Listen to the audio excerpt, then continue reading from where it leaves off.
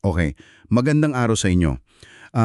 Naisip mo na ba kung bakit minsan kahit ang galing ng mga tao sa isang team, tapos maganda naman yung goal, parang nauuwi pa rin sa away o hindi pagkakaintindihan? Oo, yan yung madalas na tanong, 'di ba? At saka, bakit ba ang laking bagay na hindi sila mabigo?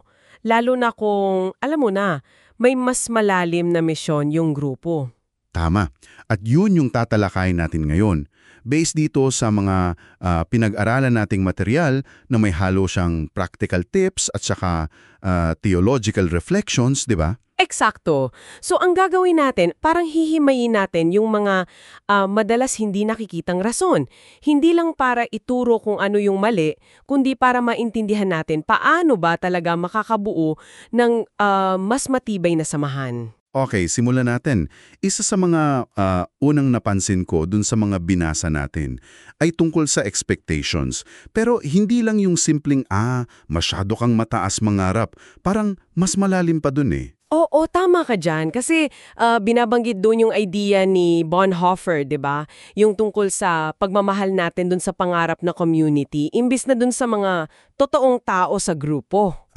Yun ba yung parang delikado pala yun? Oo, sobra. Kasi kapag mas mahal mo yung konsepto ng perfect team, kesa dun sa mga kasama mong alam mo na may mga topak din, may mga kahinaan, madali kang ma-disappoint. Tapos, ikaw pa mismo yung pwedeng maging source ng problema kasi hindi nami-meet yung ideal mo. Wow. Oo nga no, kasi meron tayong picture sa isip natin. Tapos pag di nangyari, ayun na. Ito ba yung may connection dun sa tinatawag na silent contracts? Yung mga parang hindi nasasabing kasunduan. Eksakto, yun na yun. Ang silent contracts kasi, parang mga lihim na demand yan na binibigay natin sa iba. Hindi nila alam na ine-expect mo pala yun sa kanila. Parang dapat alam mo na to. Kahit di mo sinabi, ganun ba? Parang ganun nga, umaasa kang kusa nilang mahuhulaan yung kailangan mo o gagawin nila yung isang bagay sa paraang gusto mo. Kahit di mo naman inexplain. So pag di nangyari, ayun, sama ng loob na pwedeng lumaki at maging lason sa team. Grabe. At parang ang ugat pa nga nito, based dun sa isang sinasabi sa James 4.1, nasa loob din pala natin. Yung mga pagnanasang naglalaban-laban. Hindi lang siya simpleng misunderstanding. Oo, totoo yan. Mga issue ng puso talaga. Inggit o kaya pride, yung pag-angat sa sarili. Minsan takot lang talaga. Nakakatakot isipin na minsan tayo pala yung problema. Ako. At dahil dyan, ang daming sumusulpot na problema, no? Tulad nung nabanggit din na takot na maging vulnerable. Yung ayaw umamin na nahihirapan. Ay, oo. Yun. Yung miyembro na itatago yung mali niya kasi takot mapagalitan o mapahiya hanggang sa lumaki na yung issue, damay na lahat. Tapos meron pa yung mas inuuna yung sariling agenda. Yung ego. Tama. Mas importante yung ako kesa sa tayo o dun sa mission mismo. At kung minsan naman, nawawala lang talaga yung connection. Yung parang, ano nga ulit yung goal natin dito? Yung pundasyon, nawala. Hay. At ang lungkot isipin ng epekto nito, di ba? Hindi lang sa trabaho o sa output, pati dun sa patotoo nila, yung collective witness. Parang may emphasis dun sa mga material na yung pagkakaisa o kawalan nun, nagsasalamin mismo ng message nila. Oo, nakakaitikal niyan.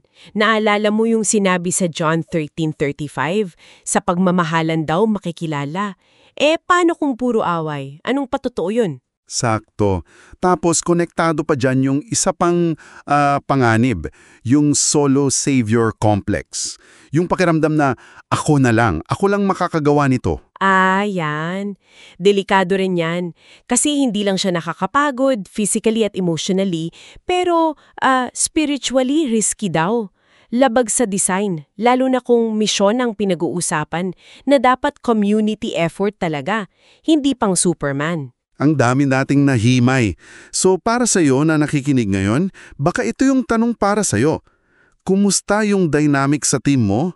May mga pattern ba dito na parang pamilyar sa'yo? Oo, may mga silent contract ba dyan na kailangan ilabas na sa liwanag para mapag-usapan ng maayos, ng may katapatan pero may pag-unawa rin. Kasi baka yun yung ugat ng mga di kailangang tensyon. At dito papasok yung, para sa akin, pinakamagandang konsepto mula sa mga pinag-aralan natin. Yung goal pala, hindi lang yung perfect team. Kundi isang redeemed team. Oo, isang redeemed team. Yung grupo na hindi takot sa conflict, yung natututong harapin yon ng may katotohanan at biyaya, yung marunong magpapatawad, umamin ng mali.